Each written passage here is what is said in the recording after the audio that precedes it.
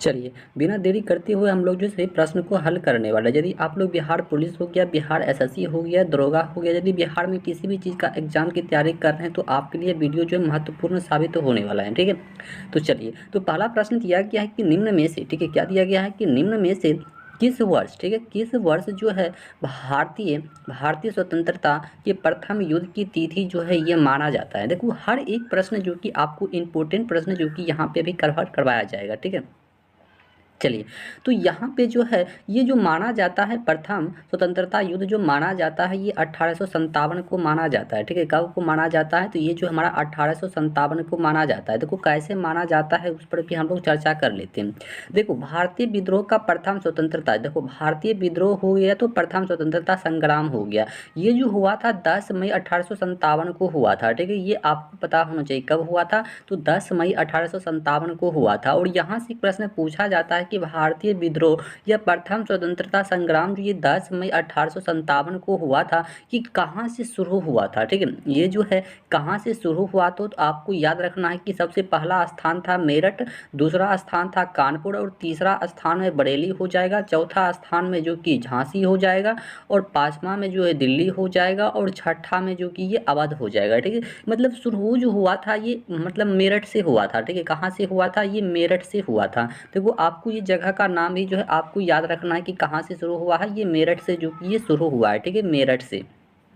चलिए, अगला प्रश्न जो है यहाँ पे आपको ये बताना है कि जैसे कि होम रूल, ठीक है, होम रूल मेरा जन्मसिद्ध अधिकार है यह घोषणा जो है किसने किया था।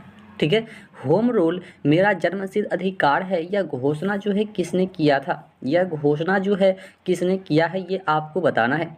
यह घोषणा जो है किसने किया है ये आपको बताना है। देखो, ये बी.जी. मतलब तिलक ने किया था। नहीं, कि कहने का मतलब ये हो जाएगा कि बाल गंगाधर तिलक जी ने जो है ये होम रूल मेरा जन्मसिद्ध अधिकार है और मैं इसे लेकर रहूँगा यह नारा जो कि दिया था। ठीक है, किसने दिया था, बाल गंगाधर तिलक ने जो कि ये दिया था। तो कहाँ पे दिया था, तो ये भी आपको पता होना चाहिए। ठीक है, देखो बाल गंगाधर तिलक, ठीक है, बाल गंगाधर तिलक ने जो है पूना में, कहाँ पे दिया था, तो ये जो है पूना में। ठीक है, बाल गंगाधर तिलक ने जो है पूना में 28 अप्रैल, ठीक है, 28 अप्रैल 1916 को, ठीक है, क्या कहते हैं, बाल गंगाधर तिलक जी जो है पूना में 28 अप्रैल 1916 को, जैसे कि बेलगांव, ठीक है, जगह का नाम क्या है, पूना में एक जगह का नाम है बेलगांव, में होम रूल ली की स्थापना किया था। ठीक है, होम रूल ली की स्थापना जो कि ये किया था। ठीक है, पूना में जो कि जगह का नाम क्या है, बेलगांव। ठीक है, क्या नाम है उसका, बेलगांव। देखो जगह और वो कौन किया था ये भी आपको ये ब्रांड में जो कि याद रखना है। ठीक है, चलिए, अगला प्रश्न की यहाँ पे हम लोग बात कर ले तो अगला प्रश्न क्या दिया गया है, तो अगला प्रश्न ये दिया गया है कि गांधी जी ने किस वर्ष जो है दांडी यात्रा जो कि शुरू किया था, बताइए। गांधी जी जो है किस वर्ष जो है ये दांडी यात्रा जो है शुरू किया था गांधी जी। ठीक है, देखो ये 1930 में किया था। कब किया था, 1930 में किया था। गांधी जी ने जो वर्ष जो है दांडी यात्रा जो शुरू किया था ये 1930 ईस्वी में किया था। कब किया था, 1930 ईस्वी में जो कि ये शुरू किया था।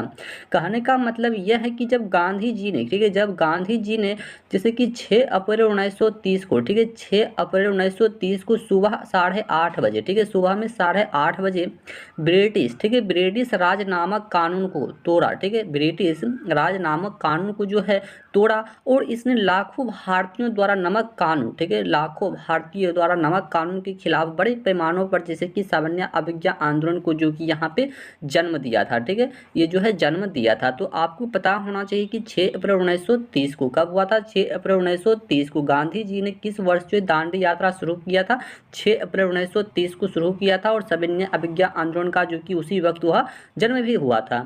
ठीक है, तो इस टाइप से आपको सही प्रश्न को याद रख लें हैं। चलिए, अगला प्रश्न की बात किया जाए तो अगला प्रश्न यह है कि लोहे की कील जो होता है, लोहे का कील जो होता है उस पर जंग लगता है। ठीक है, जब जंग लगता है तो उस पर जो है उसका वेट जो होता है, कहने का मतलब भार जो होता है, भार यानी कि वेट जो होता है वो बढ़ जाता है। तो क्यों बढ़ जाता है, ठीक है, मतलब बढ़ जाता है या घट जाता है, यहाँ पे ये आपको बताना है। देखो वेट जो होता है ना, वेट वो हमेशा क्या होता है, बढ़ जाता है। कहने का मतलब वो जो है अधिक हो जाता है, ठीक है, उसका वेट जो होता है ना अधिक हो जाता है। जैसा कि आपको भी ये प्रश्न पता होगा। देखो कैसे वेट जो उसका अधिक हो जाता है, तो वो भी हम लोग समझ लेते हैं। देखो लोहे की कील जो होता है, जंग लगने पर कील का भार जो है ये बढ़ जाता है। ऐसा इसलिए होता है क्योंकि लोहे की कील की सतह पर जो है ये आयरन, ठीक है, जिसको हम लोग आयरन बोलते हैं, ठीक है, आयरन, ठीक है, आयरन ऑक्साइड की परत जो है ये बन जाती है। और लोहे की ऑक्साइड की परत कील में जो है ऑक्सीजन और हाइड्रोजन जोड़ देती है। क्या करती है, क्या कर लेती है वहाँ पे, तो हाइड्रोजन और ऑक्सीजन जो होती है यहाँ पे वो जोड़ लेती है। इस प्रकार से जो है इसका सही उत्तर क्या हो जाता है कि मतलब लोहे की कील पर जब जंग लग जाता है तो उसका वजन यानी कहने का मतलब वेट जो होता है वो बढ़ जाता है। ठीक है, क्या हो जाता है, तो वहाँ पे वेट जो है उसका बढ़ जाता है। तो इस टाइप से आपको भी याद रखना है। चलिए अगला प्रश्न ये आपको बताना है कि सीमांत गांधी जो है किसे कहा जाता है। ठीक है, सीमांत गांधी जो है ये किसे कहा जाता है, ये आपको बताना है। ठीक है, सीमांत गांधी जो है ये किसे कहा जाता है, ये आपको प्रश्न बताना है। देखो सीमांत गांधी जो है ये खान अब्दुल गफ्फर खान को जो है कहा जाता है। किसको कहा जाता है, तो खान अब्दुल गफ्फर खान को जो है ये सीमांत गांधी के रूप में जाना जाता है। ठीक है, तो इसे आपको याद रखना है। चलिए अगला प्रश्न है कि दो बिंदुओं के बीच के विभवांतर। ठीक है, देखो प्रश्न को सही से समझना है। यहाँ पे क्या बोल रहा है कि दो बिंदु है, ठीक है, एक बिंदु मान लो यहाँ पे है, एक बिंदु यहाँ पे। ठीक है, दो बिंदुओं के बीच के विभवांतर को मापने के लिए, ठीक है, मतलब देखो एक यहाँ पर हो गया और एक यहाँ पे विभवांतर हो गया। इन दोनों का विभवांतर मापने के लिए हम लोग जो बीच में किसका इस्तेमाल करेंगे, तो वहाँ पर हम लोग जो वोल्ट मीटर का प्रयोग करेंगे। किसका करेंगे, वोल्ट मीटर का प्रयोग, जो कि वहाँ पे हम लोग करने वाले। ठीक है, वोल्ट मीटर का, ठीक है, वोल्ट मीटर का। चलिए अगला प्रश्न ये आपको ये बताना है, 7 नंबर में प्रश्न दिया गया है कि 6ठी शताब्दी ईसा पूर्व में बिंबिसार डेस्क पर राज्य करता था। बिंबिसार जो है ये कहाँ पे जो है राज्य करता था, बिंबिसार 6ठी शताब्दी ईसा पूर्व में। देखो वो जो है मगध पर करता था। कहाँ पे करता था, मगध पर करता था। देखो मगध का राजा कौन था, मगध का राजा था महापद्मानंद। कौन था, महापद्मानंद। ठीक है, महापद्मानंद था। और उसका फिर जो है उसके बाद महापद्मानंद आया, उसके बाद जो है दूसरा स्टेप पर धनानंद आया। ठीक है, कौन आया था, धनानंद आया था। उसके बाद जो है वहाँ पे कब्जा कर लिया था, कौन कर लिया था, चंद्रगुप्त मौर्य, जो कि वहाँ पे कब्जा करके जो है वहाँ का राजा फिर से बन गया। ठीक है, पूरे मगध का। तो इस टाइप से चूँकि वहाँ पर जो है लास्ट जो इसका मतलब हुआ था, ये मतलब क्या बोल रहे हैं, 6ठी शताब्दी ईसा पूर्व में बिंबिसार जो है डैश पर राज्य करता था। तो ये मगध पर जो कि राज्य करता था और बिंबिसार जो है ये चंद्रगुप्त मौर्य का ही पुत्र था। ठीक है, तो इस टाइप से जो कि आपको ध्यान में रखना है।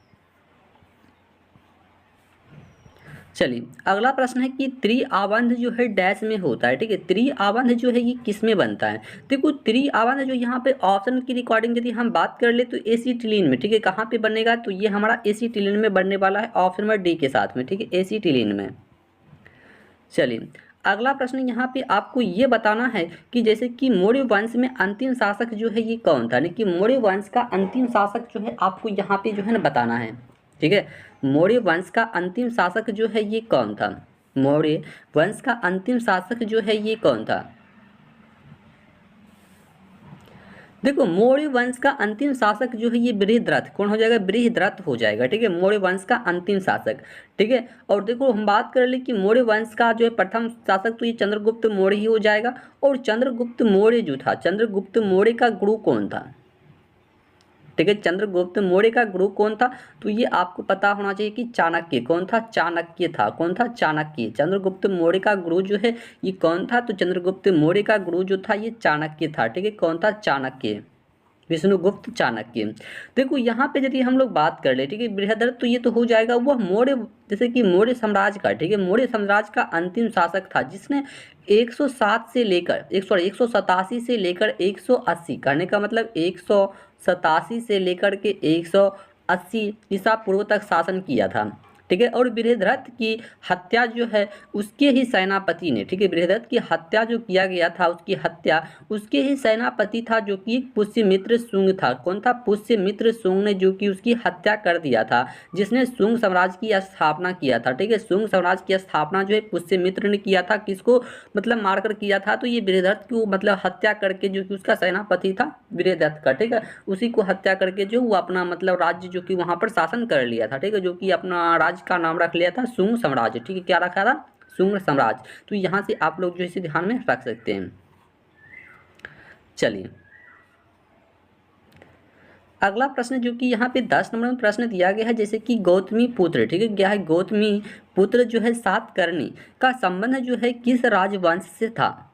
गौतमी पुत्र सातकर्णी का संबंध जो है ये किस राजवंश से था? इसका संबंध जो हमारा किस राजवंश से हो जाएगा? गौतमी पुत्र सातकर्णी का संबंध जो है किस राजवंश से हो जाएगा? देखो ये सातवाहन से, कहाँ से हो जाएगा? तो ये जो है ना सातवाहन से संबंधित है। ठीक है, कहाँ से संबंधित है? तो ये हमारा सातवाहन से जो कि संबंधित हो जाएगा। ठीक है, सातवाहन से। चलिए अगला प्रश्न बताना है कि निम्नलिखित में से कौन जो है मौर्य शासक जो कि अशोक की रानी थी? जो कि मौर्य शासक अशोक की रानी जो है ये कौन थी? मौर्य शासक अशोक की रानी जो है ये कौन थी?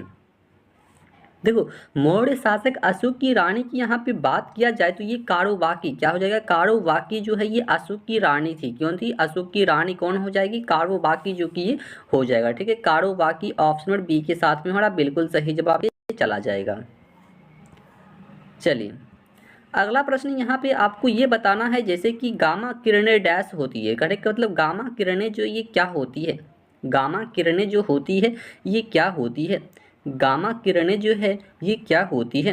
देखो गामा किरण जो होती है कहने का मतलब ये होती है जैसे कि उच्च, ठीक है, उच्च ऊर्जा वाले विद्युतीय चुंबक तरंग होती है। ठीक है, उच्च उच्च ऊर्जा वाले विद्युतीय चुंबकीय तरंग जो कि ये होती है। ठीक है, उच्च ऊर्जा वाले विद्युतीय चुंबकीय तरंग होती है गामा किरण। ठीक है, क्या होती है? गामा किरण।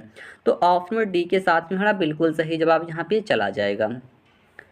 चलिए अगला प्रश्न क्या है? तो अगला प्रश्न ये है जैसे कि कांच जो है ये क्या होता है? ठीक है, कांच जो है ये क्या है? कांच जो है ये क्या होता है? देखो कांच जो होता है ना, कांच जैसे कि ये अतिशीतित द्रव्य होता है। क्या होता है? अतिशीतित द्रव्य होता है ये कांच। ठीक है, तो यहाँ पे जो हमारा ऑप्शन नंबर बी के साथ में चला जाएगा। चलिए अगला प्रश्न क्या है कि किस गुप्त शासक ने शकों को पराजित किया और इस कारण जैसे कि सकारी कहलाया है? इस कारण से जो है सकारी कहलाया है। देखो ये चंद्रगुप्त हो जाएगा। क्या हो जाएगा? चंद्रगुप्त द्वितीय हो जाएगा। ठीक है, चंद्रगुप्त द्वितीय हो जाएगा, यानी कि शकों को पराजित कर दिया था मतलब। ठीक है, ये चंद्रगुप्त द्वितीय ने जो कि इसको पराजित करके वहाँ का जो है सकारी कहला गया था। चंद्रगुप्त द्वितीय ने ऑप्शन नंबर सी के साथ में यहाँ पे जाने वाला है। ठीक है, ऑप्शन नंबर सी के साथ में।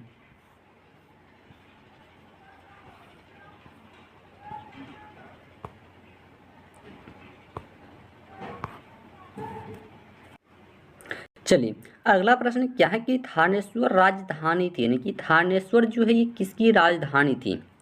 थानेश्वर जो है ये किसकी एक राजधानी थी? थानेश्वर जो है किसकी एक राजधानी था? तो ये वर्धनों की एक राजधानी थी। ठीक है, थानेश्वर जो है ये वर्धनों की एक राजधानी थी। ऑप्शन नंबर डी के साथ में हमारा बिल्कुल सही जवाब यहाँ पे जाने वाला है। ठीक है, थानेश्वर जो है ये वर्धनों की एक राजधानी हो जाएगा ऑप्शन नंबर डी के साथ में। ठीक है, ऑप्शन नंबर डी के साथ में हमारा बिल्कुल सही जवाब यहाँ पे चला जाएगा। चलिए अगला प्रश्न बताना है कि सिंह पर सफल आक्रमण करने वाला प्रथम अरब जो है ये कौन था? सिंह पर सफल आक्रमण करने वाला प्रथम अरब जो है ये कौन था? ठीक है, प्रथम अरब जो है ये कौन था? देखो मोहम्मद बिन कासिम कौन हो जाएगा? मोहम्मद बिन कासिम हो जाएगा। ठीक है, सिंह पर सफल आक्रमण करने वाला प्रथम अरब जो है ये कौन था? मोहम्मद बिन कासिम हो जाएगा ऑप्शन नंबर बी के साथ में। ठीक है, मोहम्मद बिन कासिम ने जो कि ये प्रथम आक्रमण ही किया था। चलिए अगला प्रश्न की बात किया जाए तो अगला प्रश्न है कि निम्नलिखित में से कौन सा तांबे का अयस्क नहीं है? ठीक है, तांबा का अयस्क जो है यहाँ पे नहीं है। देखो तांबा का अयस्क नहीं है ये आपको बताना है। तो देखो यहाँ पे क्यूरोप्राइड ये सभी हो जाएगा, मेकेलाइट हो जाएगा, चेल्कोसाइट हो जाएगा, यानी कि ये उपयुक्त डी के साथ में चला जाएगा। ठीक है, यहाँ पे कोई नहीं होगा। चलिए अगला प्रश्न है जैसे कि सुलह कुल, ठीक है, सुलह कुल की नीति किसके द्वारा अपनाई गई थी? सुलह कुल की नीति जो है ये किसके द्वारा जो कि अपनाया गया है? सुलह कुल की नीति जो है ये किसके द्वारा अपनाया गया है? तो ये जो है ना अकबर के द्वारा, किसके द्वारा अपनाया गया है? तो ये जो है अकबर के द्वारा जो है सुलह कुल की नीति जो है ये अपनाया गया है अकबर के द्वारा, ठीक है। किसके द्वारा अपनाया गया है? अकबर के द्वारा। ऑप्शन नंबर सी के साथ में चला जाएगा, अकबर के द्वारा, ठीक है, अकबर के द्वारा। चलिए अगला प्रश्न बताइए कि निम्न में से किस मुगल सम्राट के शासन काल में, ठीक है, निम्न में से किस मुगल सम्राट के शासन काल में प्रसिद्ध मयूर सिंहासन बनाया गया था? प्रसिद्ध मयूर सिंहासन जो है ये बनवाया गया था किस मुगल सम्राट के शासन काल में? देखो ये शाहजहां के शासन काल में जो कि ये बनवाया गया था, ठीक है, शाहजहां के शासन काल में। ऑप्शन में डी के साथ में चला जाएगा, ठीक है। मयूर सिंहासन जो बनवाया गया था ये शाहजहां के शासन काल में बनवाया गया था। ऑप्शन नंबर डी के साथ में चला जाएगा। चलिए अगला प्रश्न बताइए कि मुगल सम्राटों में से, ठीक है, मुगल सम्राटों में से किसने जैसे कि आलमगीर की उपाधि जो है ये धारण किया था? मुगल सम्राटों में से किसने जो है आलमगीर की उपाधि जो है ये धारण किया था? आलमगीर की उपाधि जो है ये धारण किया था। देखो ये औरंगजेब ने किया था। कौन किया था? औरंगजेब ने जो है मुगल सम्राटों में से किसने आलमगीर की उपाधि धारण किया था? तो ये जो है औरंगजेब ने जो कि ये उपाधि को धारण किया था, ठीक है। आलमगीर की उपाधि जो है ये औरंगजेब ने। ऑप्शन नंबर सी के साथ में हमारा चला जाएगा। चलिए अगला प्रश्न है कि ब्रिटिश काल में भारत में हिंदू विधवा पुनर्विवाह कानून के लिए किसे श्रेय दिया जाता है? ब्रिटिश काल में भारत में हिंदू विधवा पुनर्विवाह कानून के लिए किसे जो है श्रेय दिया जाता है? किसे जो है श्रेय दिया जाता है? तो ये जो श्रेय दिया जाता है जैसे कि ईश्वर चंद्र विद्यासागर को जो कि ये दिया जाता है, ठीक है, ईश्वर चंद्र विद्यासागर को जो कि ये दिया जाता है हिंदू विधवा पुनर्विवाह कानून के लिए श्रेय दिया जाता है। ऑप्शन नंबर ए के साथ में हमारा बिल्कुल सही जवाब जाने वाला है। चलिए अगला प्रश्न की बात किया जाए तो अगला प्रश्न है कि रविंद्रनाथ टैगोर, ठीक है, रविंद्रनाथ टैगोर को किसके लिए नोबेल पुरस्कार प्राप्त हुआ है? रविंद्रनाथ टैगोर को किसके लिए नोबेल पुरस्कार जो है ये प्राप्त हुआ है? तो ये गीतांजलि के लिए हुआ है। किसके लिए हुआ है? तो ये आपको पता होना चाहिए कि गीतांजलि के लिए हुआ है। गीतांजलि के लिए ऑप्शन नंबर सी के साथ में चला जाएगा, ठीक है, गीतांजलि के लिए। चलिए यहाँ पे बताना है कि रासायनिक धातु जस्ता का संकेत जो है ये क्या होता है? जस्ता का संकेत जो है यहाँ पे आपको बताना है कि जस्ता का सिंबल जो है यहाँ पे क्या होगा। तो जस्ता का सिंबल जो होता है ये जेड और या आई होता है, ठीक है, जेड और आई होता है। ऑप्शन नंबर सी में चला जाएगा।